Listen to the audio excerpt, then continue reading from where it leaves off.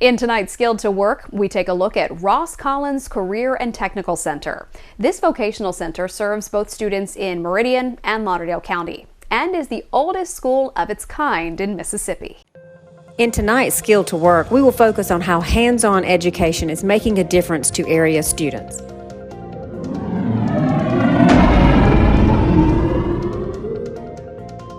A good education doesn't always mean all A's in advanced English. The stigma that used to plague trade class has slowly rescinded. As Rob Smith, the Career and Technical Education Director for the Meridian Public School District tells us, places like Ross Collins is doing what it can to expose students to skilled options as viable careers. We take 12 to 13 years of academic, programming here in our district, and I have the opportunity right before they leave out of graduation to take all of those components they've learned in academics and put their hands on it and connect them to the real world of work.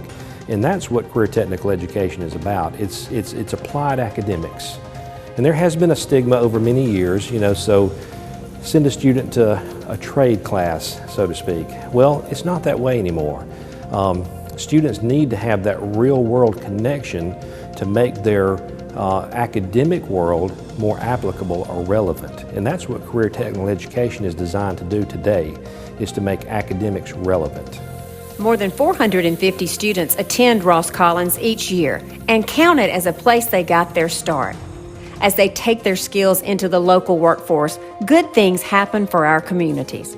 I've been here now 7 or 8 years at Ross Collins, and I cannot go anywhere in Meridian without hearing testimony about how Ross Collins Career and Technical Center has given folks their start.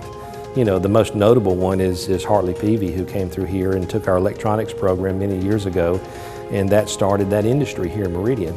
And we can just talk about stories like that over and over again of how it's had such a wonderful impact on the workforce development in our community. Join us next week on Skilled to Work. We will continue our conversation with Rob Smith.